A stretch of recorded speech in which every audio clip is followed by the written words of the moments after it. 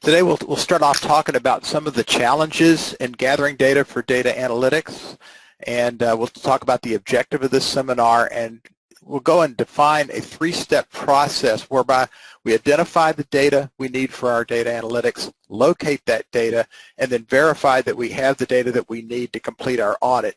And then we'll summarize with some benefits and takeaways. A recent poll that was conducted by Protiviti and published in Accounting Today back in April shows that over 70% of organizations report that the demand for data analytics is increasing. But if you look down to the third and fourth bars, you'll see that identifying where data resides is a challenge for about 60% of organizations, and for a similar number, system constraints are a challenge. This indicates that people are having difficulty finding the data they need to do data analytics and to incorporate those into their audit. Correspondingly, on the last bar, only 20% agree that data quality is excellent or good. So it seems that what's indicated is a process for identifying the right data for data analytics objectives. Similarly, in the recent publication Data Analytics from the IIA Research Foundation, the #1 challenge reported is difficulty obtaining, accessing, and/or compiling the data. So clearly obtaining and accessing data is a problem in internal audit today. I have a close friend who manages the fleet of ground equipment for a major airline. You can see in this picture there's one aircraft and lots of ground equipment. He manages all the equipment all the way around the world for this major airline. Disclaimer here, it's not United, it's another airline. But recently, his company stood up a data analytics group, and they sent him an email and said, basically, send me all your data. This guy's database includes 5.5 terabytes just of equipment manuals and 6.5 terabytes of photographs. His response to the data analytics group is, you can't possibly be serious. We don't want to make that mistake. We want to be more focused and more specific in the data we request for our audits so that we don't run into that kind of a problem. So our objective is to define a three-step process for obtaining the right data, the data we need for our audit. And clearly data analytics is considered a best practice today. So this process is really critical to performing the audits that will satisfy our audit committees and senior management. The three-step process we propose is identify, locate, and verify. Now there's a fundamental assumption before we start the rest of this presentation, and that's that your company operates with an effective IT internal control framework consisting of IT general controls and IT application controls, at least for those databases and systems that are the source of the data for your audit.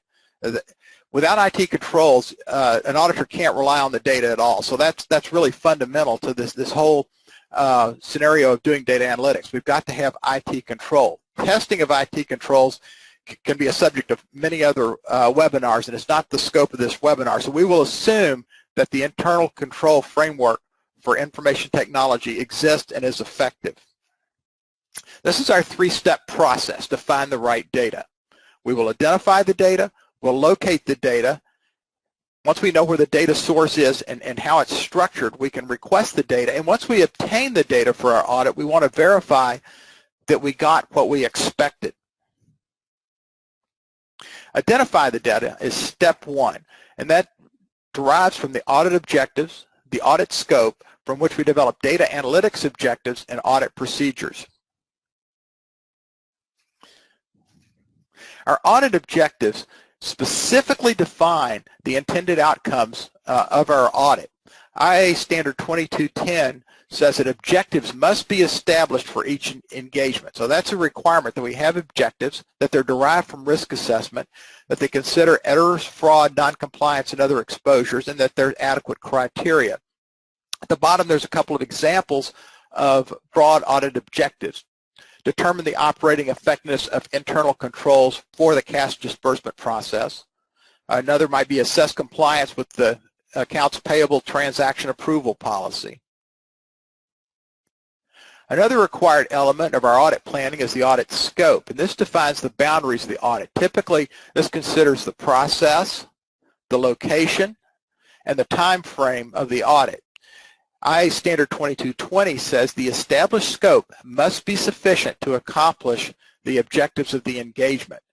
To do that, we have to consider relevant systems, records, personnel, and physical properties. So an example might be that we're going to audit the accounts payable process for the San Diego region, and we're going to look at the time frame of 2016. That's an example of audit scope. I'm sure you all do this routinely when you plan your audits. From our audit objectives, we develop data analytic objectives. I think it's apparent that the scope of our data analytics objectives should match the scope of the audit objectives. They also must have a clearly defined purpose. For example, building on the audit objectives we had earlier, we might want to test the population of 2016 AP transactions of the San Diego region for indicators of fraud. Or we might test the same population for compliance with transaction approval thresholds. Or we might test the population of 2016 transactions in San Diego to assure that purchases are from authorized vendors. So these are specific data analytic objectives that can support our audit objectives. To achieve our data analytics objectives, we've got to define procedures. So now we're moving from objectives to work procedures. And we'll select specific data analytic tests. Most software that's out there that's available has quite a few different types of tests and procedures that you can run. And what you'll do is select those that will support those data analytic objectives. So we might, if we're looking at AP transactions, we might want to be looking at invoice payments for duplicates. So one test we might run is the duplicates test. If we're trying to determine if vendors or approved vendors are being used in AP, we might use a join function to join the vendor master file to AP data. We may use summarization to rank our various vendors and determine which ones are the highest risk because we're spending a lot of money with them. We might use something like Benford's Law analysis. We might look for anomalous frequency at approval thresholds or other anomalies in the data sequence. But those are examples of specific procedures that we might apply to one or more of the data analytic objectives. And to some degree, the requirements for those tests are going to drive the specific data fields for which we're going to ask information. One other thing to keep in mind as you do this is to remember IPPF Standard 2310. Internal auditors must identify sufficient, reliable, relevant, and useful information to achieve the engagement's objectives. Sufficient means that the data are factual, adequate, and convincing. And reliable means that we're getting the best attainable information using appropriate techniques. Relevant, we want data that is consistent with our audit objectives and will support value-added observations and conclusions that will help the organization improve. And lastly, useful. We want to help the organization meet its goals. So we don't do data analytics just because it's a cool test and we can run it, but we should be focused on driving objectives that are going to help the organization improve.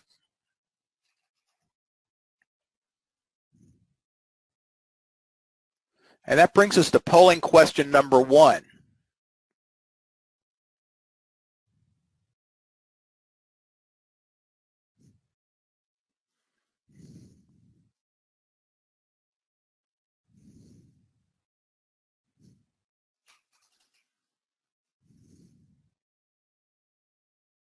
Scott, we have somebody that asked a question. What about using data analytics to assist with risk assessment?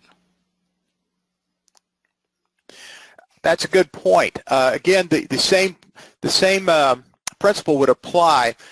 I would look at the risks I want to assess and formulate specific objectives relative to the risk assessment, and those objectives in turn would drive specific procedures.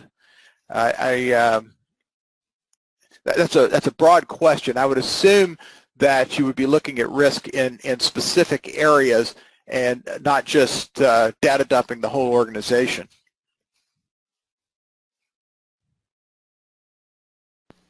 Okay, we've got about 88% that have voted. We'll leave the poll open for another 30 seconds or so. Get those last minute people signing the poll. Okay, closing the poll in 10 seconds. If you're looking for CPE, you must answer all of the polling questions. If you're joining us on the phone or from a tablet or a mobile device, you may not be able to answer the questions. What you'll have to do is put all of the answers into a single email and send them to us.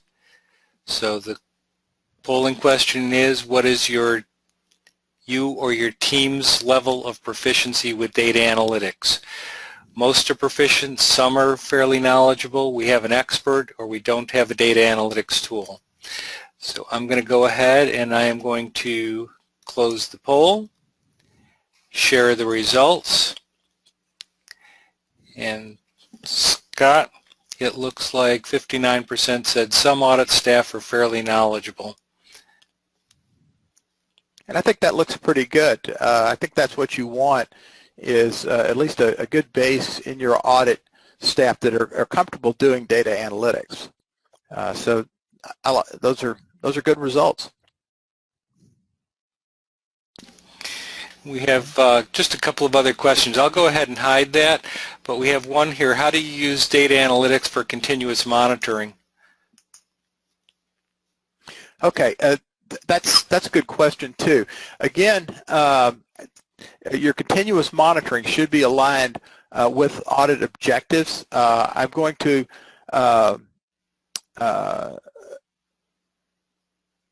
let's see. I'm rethinking that. That could be I'm not sure that's a management question or an audit question. If you're monitoring a process to ensure, let's say, that a recommendation is effective or that controls are effective, it's going to be the same thing. You're going to have an audit objective that's tied to, and that's going to drive your data analytics. If this is management, once again, anytime management performs monitoring, and monitoring is a management task, management should have specific objectives that they're monitoring for. And similar to the audit objectives, they may say that they're monitoring the hours per unit for a certain production line.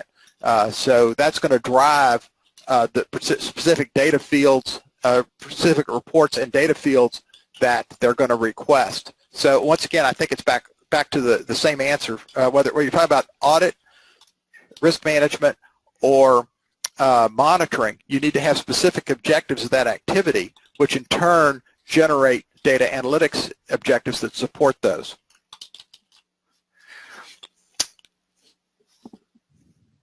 Okay, back to you. Okay. Step 2 is locate the data. And the things we have to consider at this point are the sources of the data, the relationships we have with various parts of the organization, and then we formulate a data request. And in doing that, we need to consider the types of data for which we're asking.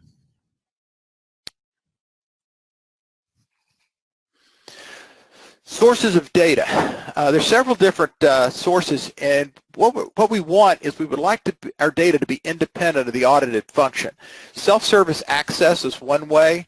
At my previous organization, we had Concur for our expense reporting application. It's very easy to develop your own self-service reports and use those for audits of expense reporting. In other cases, you may have to rely on standard reports and queries that have been set up for various functions, and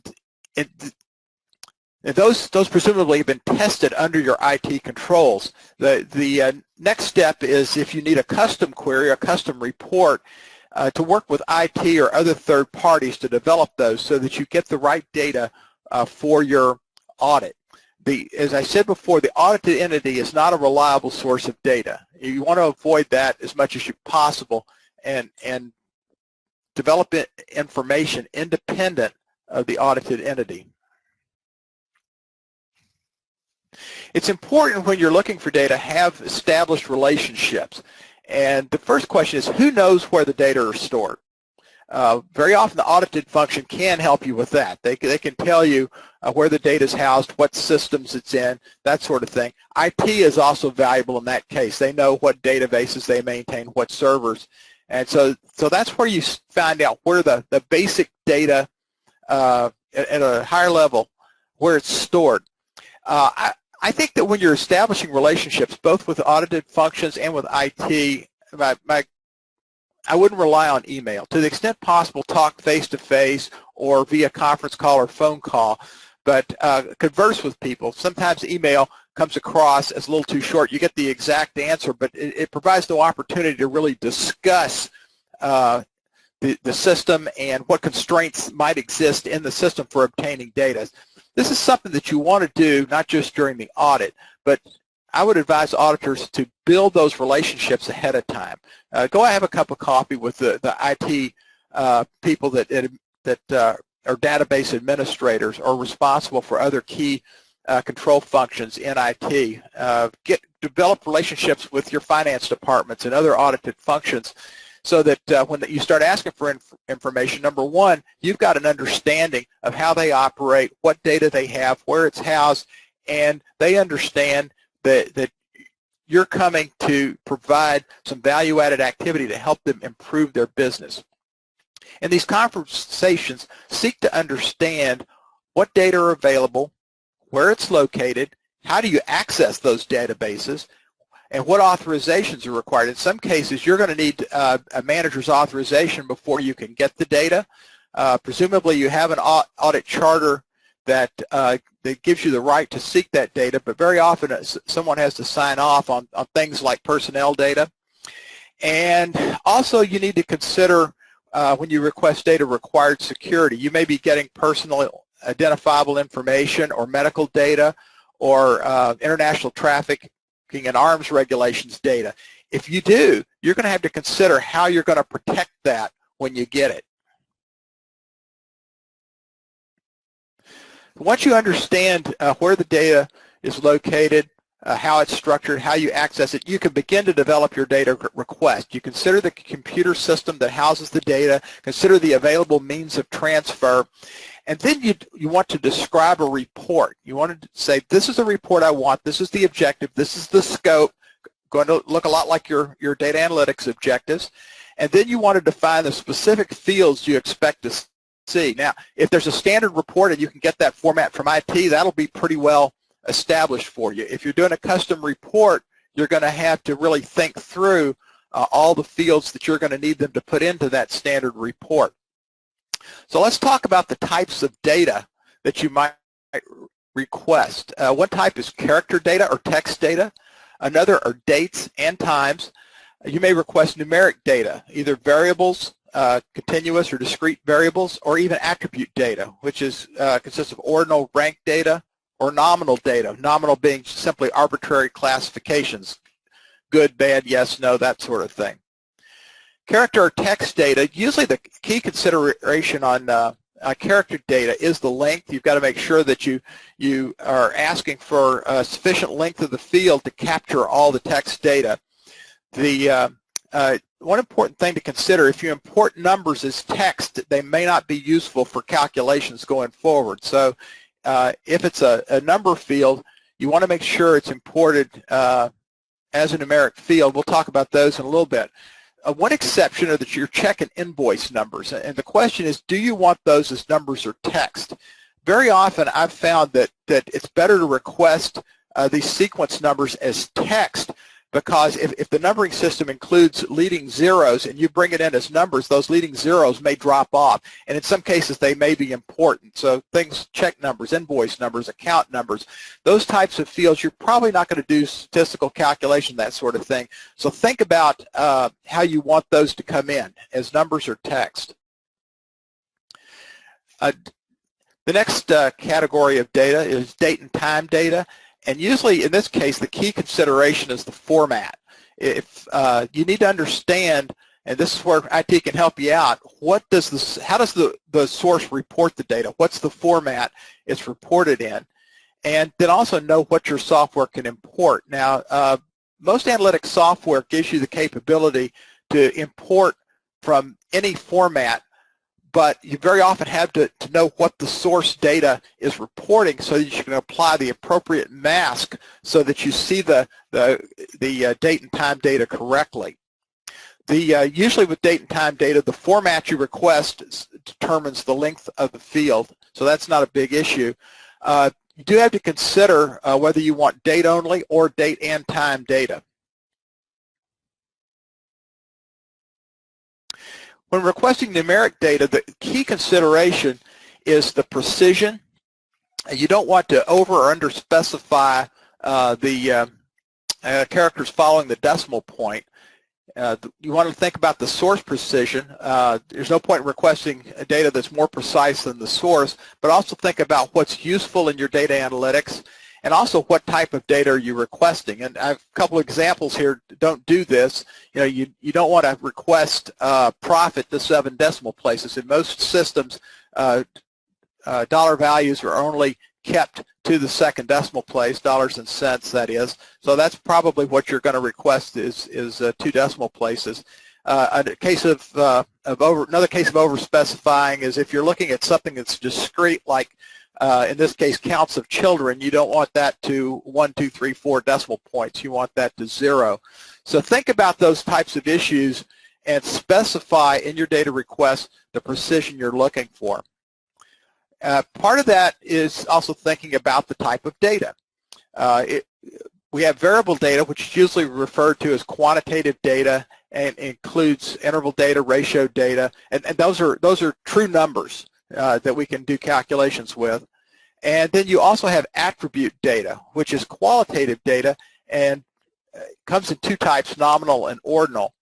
The ordinal is something like red, yellow, green, where it indicates some precedence. Nominal is good, bad, yes, no, pass, fail, those types of things. Sometimes those are represented by numbers, but you need to understand that those aren't really true numbers in the sense of variables, but merely indicators. So we'll talk about that just a little bit more. So there's a hierarchy of numeric data, and this is a hierarchy from the most information to the least information. Variables give you the most information. These are real numbers. They're continuous. All calculations are valid. There's a subset, which are discrete variables. These are the things that only have integer values, such as numbers of children, numbers of sites, those types of things. Most calculations are valid for these, but you need to be careful about things that report decimal points when you're dealing with discrete data.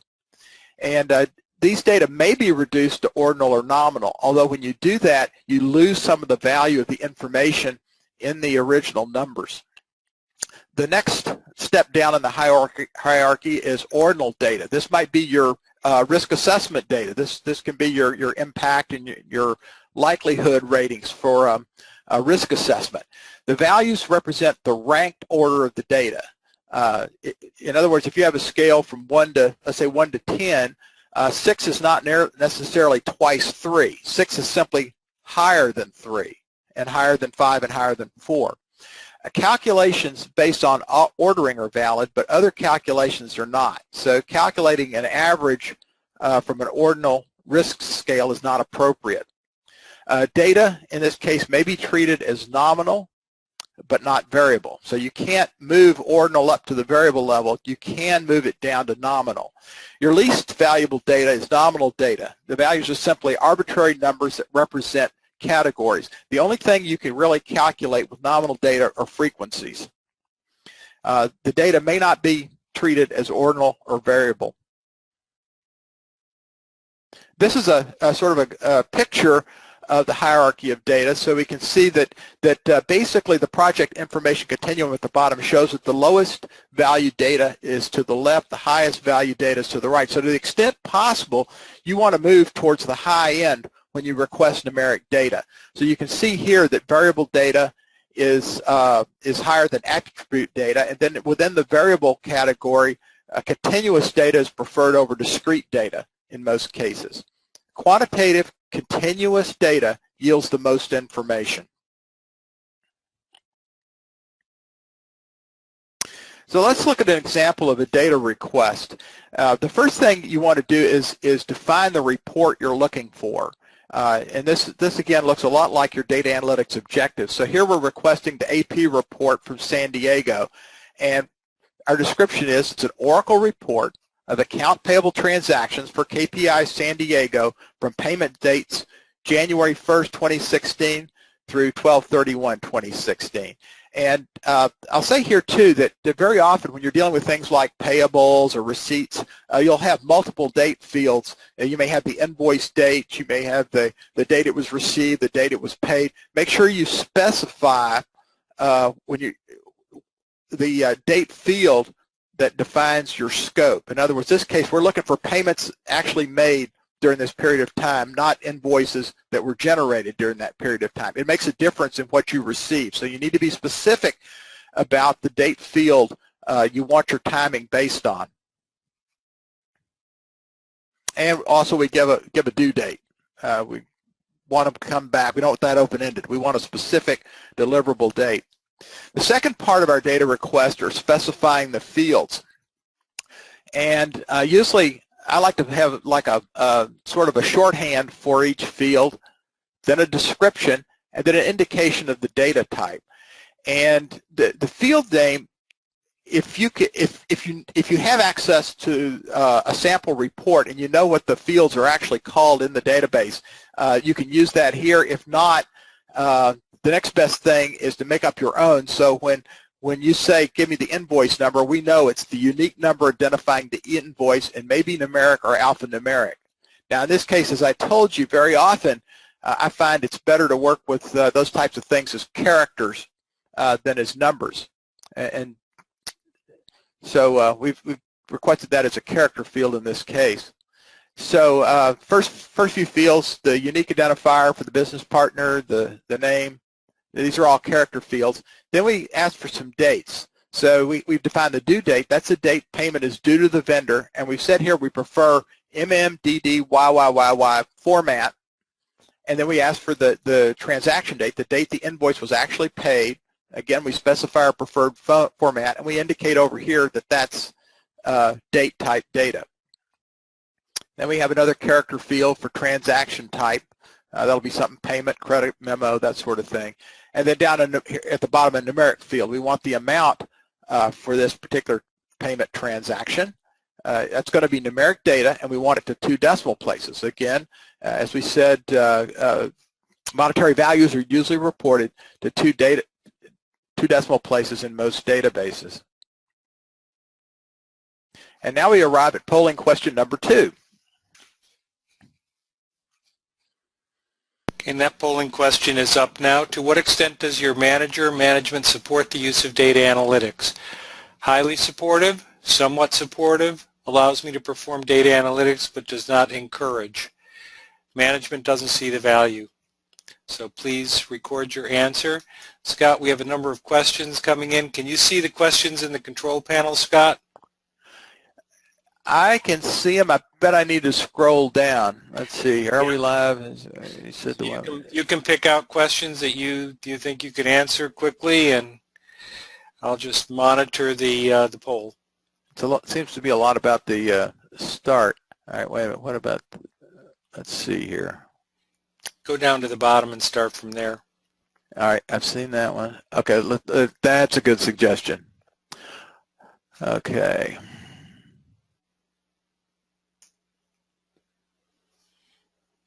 So one of our challenges is getting management buy-in when requesting data. I'd rather have direct access to data tables versus reports built to the specifications we set, especially given that IA does not own the data.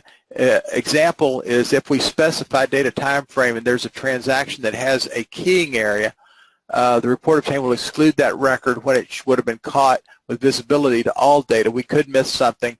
What are some tips and strategies for getting management buy-in for direct data access? Direct data access can be a challenge because you want to minimize, this kind of gets into the IT control, you want to minimize the number of people that can go in and actually edit the database. You can do great harm there, and you certainly don't want to be that person. You would not want write access in any circumstance to the data. If you could get read access and actually see the parent data, that may be helpful if you have a data table or some other document that helps you interpret that data.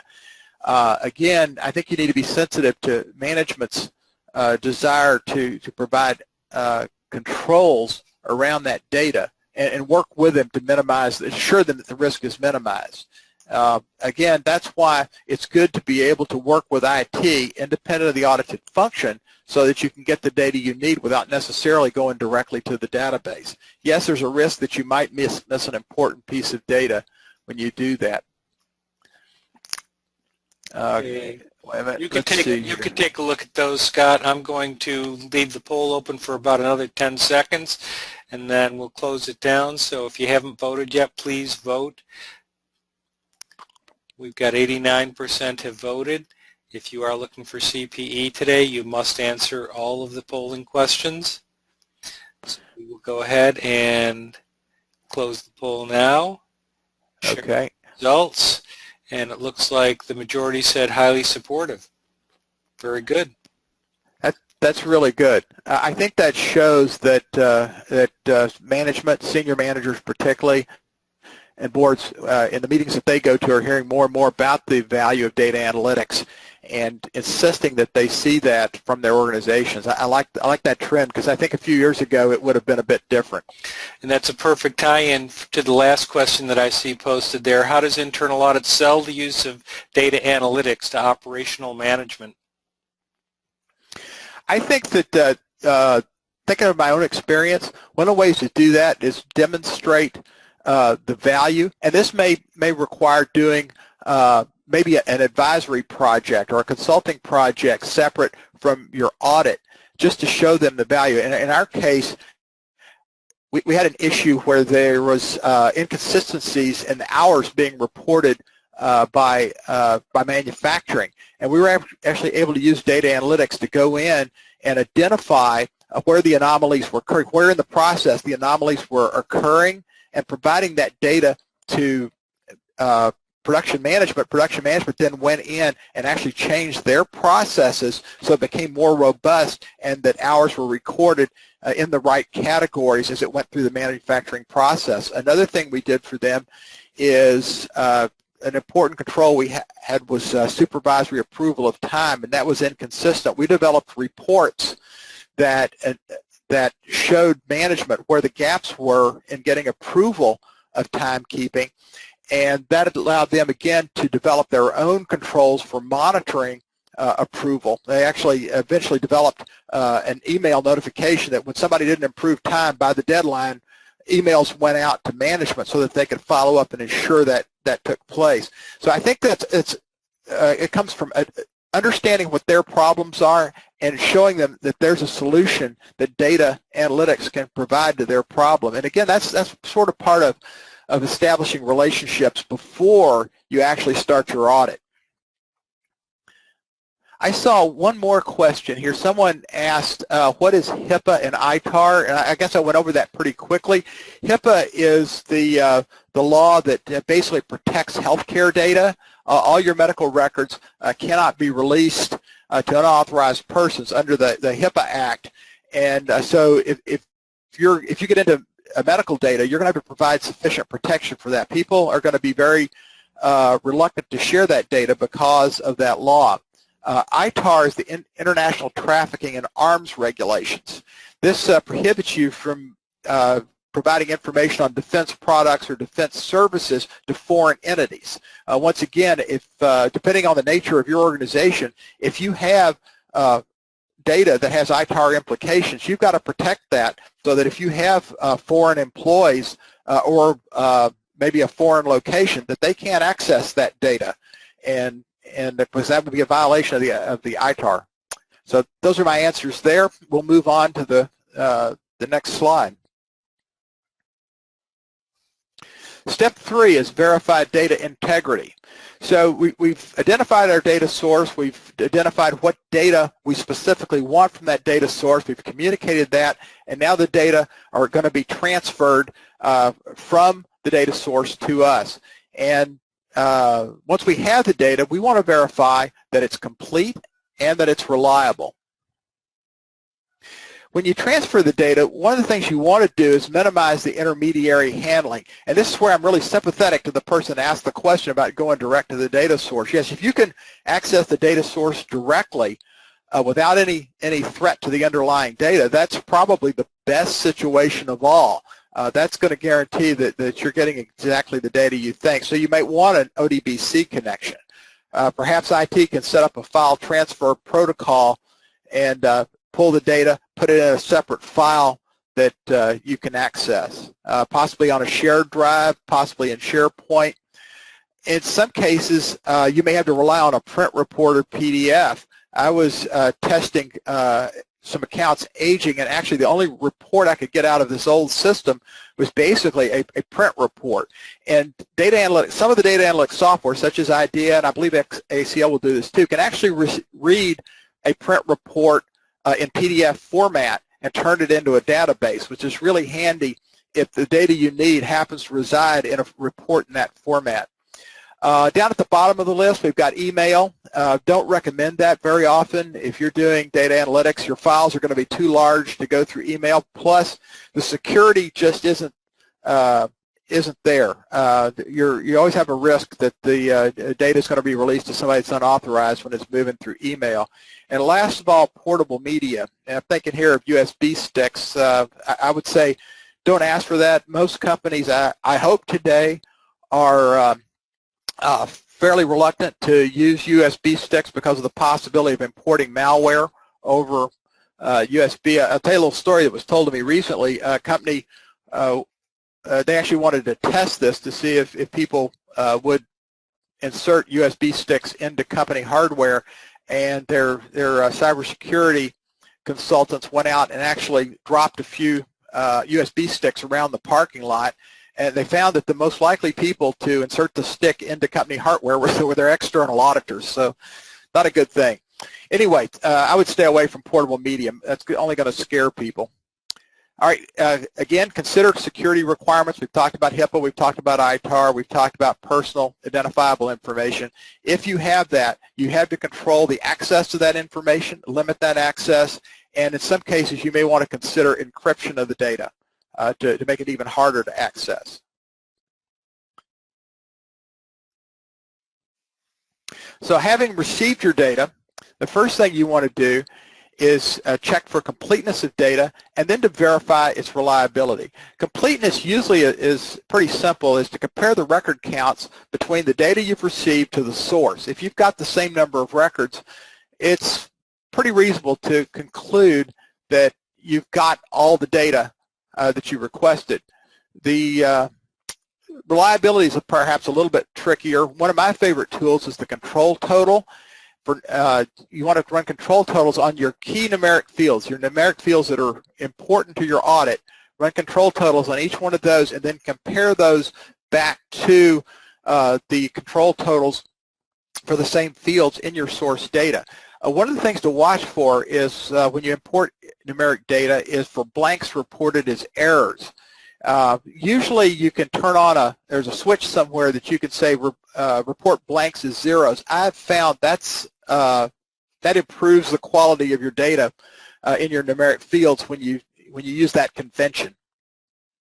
Another thing you might want to do is run summarizations and evaluate reasonableness. Let's say you're doing some test of revenue recognition, and you know that 60% of your revenue comes from Site 1 and 30% from Site 2. Take your revenue and run a summary that way, and look and see, is that what you get? Are the numbers correct? If Site 1 is reporting 80% of the revenue, chances are pretty good there's something wrong with your data. Either you didn't get all of it, or there's some kind of error in the data. So you can run some summaries and just compare them to what you already know about that particular process. Another thing to check is first and last dates. If you're requesting invoices, you're requesting checks, let's say for 2016, and the first check turns up on April 15th, 2016, probably you're missing something. So that's another good check. And another thing you can do is check, speaking of checks and invoices, you can check for gaps and duplicates. One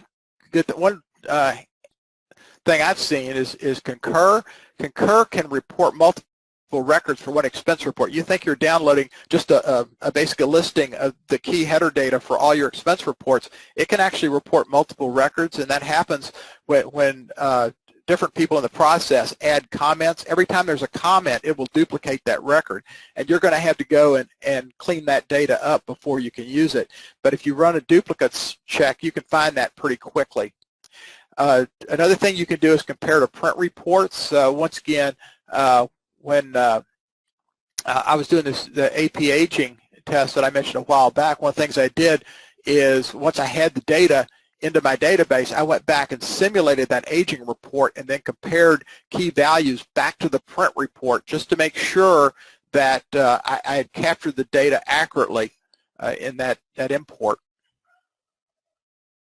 So here's an example. Here's a fairly simple example of verifying data integrity. The top half of the panel is a screenshot from Caseware IDEA, and the shot below is Excel, which should be familiar to everybody. So if you follow the purple arrow, you can see up here in the blue bar at the bottom of the IDEA panel that we have 992 records, and we track that down to the numerical count of 992 records. Now notice to the left of that, it shows a count of 993. The reason is that the header row in Excel counts as a record, and obviously it's not really a record. Doing the count based on the numerical field helps you avoid that. The other thing you can do is just do a raw count and subtract 1, but be aware of that little anomaly in Excel. The other thing is your control totals. Now again, IDEA will display a control total for any field you select. In this case, we've selected the field amount, and we have a control total of $34,821,002.29. And following the red arrow down, we can see that our sum of that field in the Excel spreadsheet is exactly the same. So at this point, for the purpose of this audit, we can reach a reasonable conclusion that our data are complete and they're reliable. And now we can move ahead with our audit procedures. So now we've arrived at polling question number 3.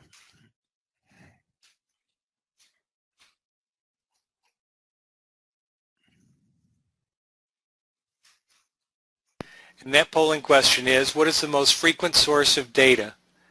Self-service access, standard reports and queries, IT or other third parties, or the audited entity? Okay, Scott, are you able to see the polling question, Scott? Yes, I've got it. Okay. All right. You might want to go through and see if there's any other questions that... Good suggestion. Okay.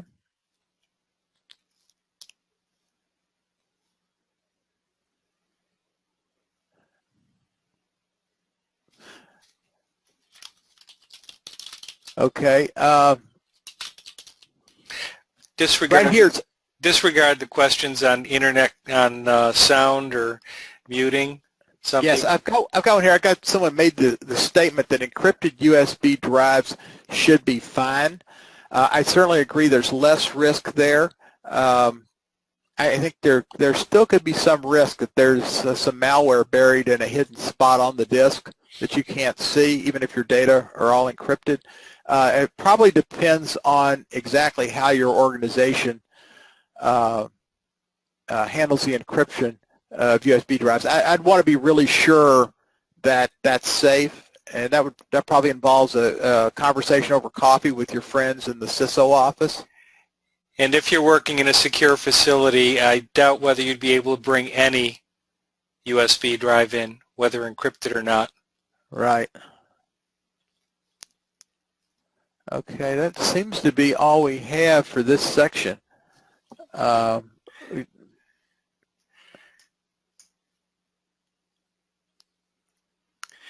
we did have some earlier questions. One was, what data analytics system can be affordable for a medium-sized company? What for a medium-sized company? I think that there's a number of tools out there that in my opinion, fairly reasonable. you know, IDEA comes immediately to mind. Caseware is our sponsor. I'm not sure what the current licensing arrangements are, so I'm not going to quote dollars, but usually if you go seat by seat, they're not terribly expensive. ACL, I think, has similar pricing. Tableau might be a little bit more pricey if you use that. And again, to some degree, you need to do an assessment of your data analytics needs in order to determine what's the best solution.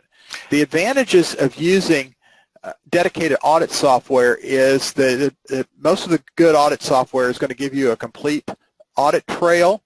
It also incorporates the preservation of data. In other words, it doesn't destroy data.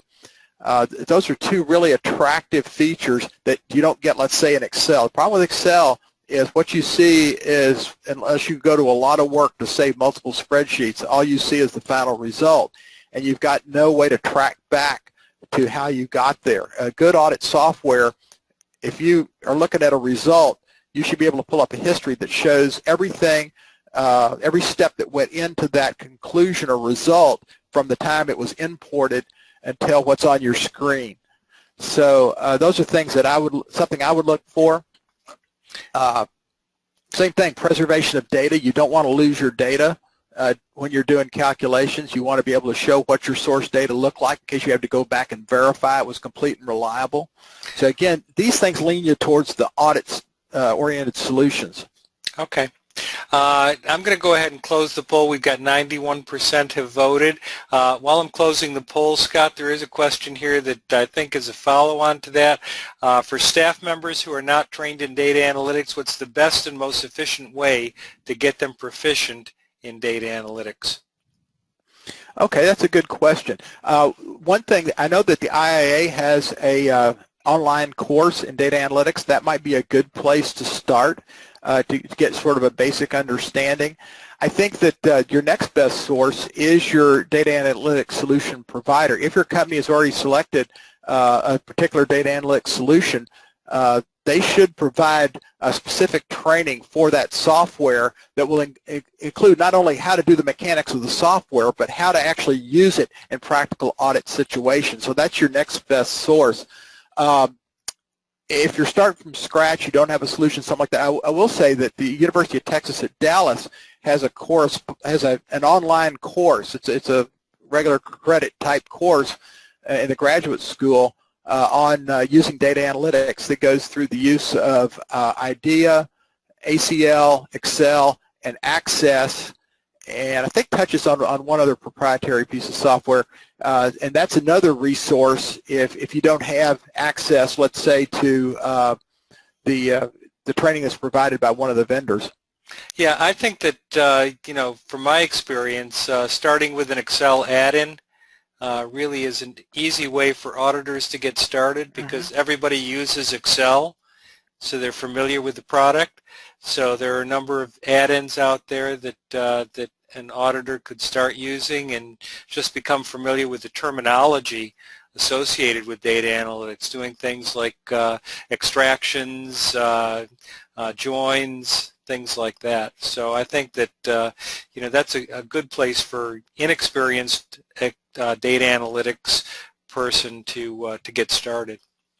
To throw out one name on that, Active Data is one that's like that. You know, I think personally, I didn't want to provide any names. I know of a couple of other products. I've already mentioned some names, so I thought I'd go on and throw it out there. Yeah. People can look for that. All right. Well, we've got the polling question up there now. So, what's the most frequent source of data? Looks like standard reports and queries. Yes, and that's not surprising. That is probably, in my experience, the most frequent go-to place for getting information. If something already exists, it's been tested, it's under IT control, why not use it? Self-service access, certainly that's the most independent way. That's good too. And then your sort of last independent resort is working through IT or other third parties to get the data. I see that 19% are getting it from the audited entity. I don't want to pass judgment. There may be situations where the audited entity is the only one that holds the data that you need, and if that's the case, then you're pretty well limited. But I would be hesitant to draw any conclusions just based solely on the audited entity's data unless I have some way to verify it with another source. Very good. Okay, I'm going to go ahead and hide the results, and you can show your screen again. Okay. So we've arrived at the benefits and takeaways. Once again, we have a three-step process that we've defined for getting the right data for our audits. And the first is to identify the data that's relevant to your audit objectives. What is the data that's going to support those audit objectives and is going to be useful to the organization for the purpose of adding value and improving? Once we've defined those data analytics objectives and we know which procedures we expect to use, now we can start to locate the data. Again, we want to find sources that are as independent as possible. We want to communicate face-to-face with both the data owners and IT so we can find the best means of access. And then we want to develop specific requests for the data that we need if it's not available already in a standard report.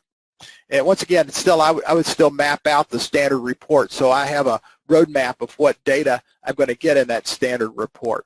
Lastly, once we've requested the data, we've received it from whoever's providing it, we want to verify the integrity. We want to minimize transfer handling. In other words, we want to stay as close to the source as possible. And then once we have our data, we want to make sure that the data is complete, that we have a complete number of records, and that it's reliable, that things like numeric fields total up to control totals that match the source data.